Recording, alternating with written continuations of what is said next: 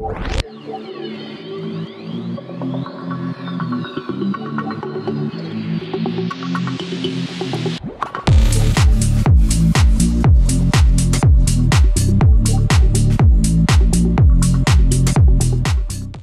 lagi bersama saya Gasto 14. Yang biasanya kita terabasan, sekarang kontennya bikin di on road lah sama si PCX ini, punyanya temenku. Dan kenapa aku pakai PCX? Kenapa aku vlog on road pakai PCX ini?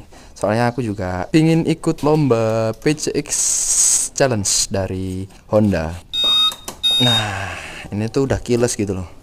Jadi keamanannya terbilang oke lah. Dan ini juga ada lampu hazardnya, ada idling stop, lampu hazard. Oh, nah di sini panelnya ini full digital, jadi keren sih. Sama ada klakson, lampu jauh, terus sama rating. Oh ya, untuk tangki bahan bakarnya ini sendiri, kalau di PCX 150 tuh tangki bahan bakarnya 8 literan. Untuk yang PCX 160 itu ke up sedikit lah, 8,1 liter kan. Yuk, bismillahirrahmanirrahim.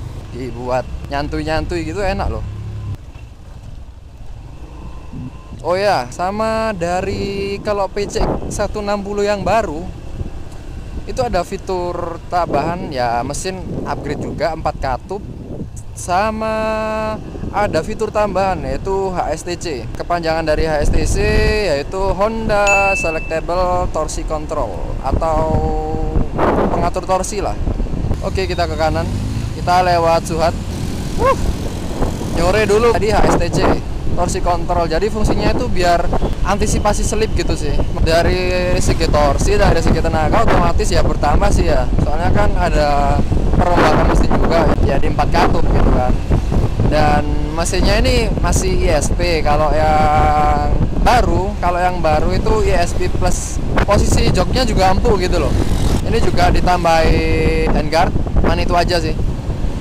Yang lainnya overall standar sih, dari mesin-mesin juga standar. Dan ini menurutku ya, beberapa kali aku pakai PCX ya, walaupun pinjam sih, itu juga terbilang nyaman banget gitu loh kalau dipakai perkotaan. Gak capek cuy, kita bisa selonjor kan, bisa nekuk juga kalau malas selonjor, enak kok ya. Bismillah juga sih bisa menang PCX Challenge gitu kan.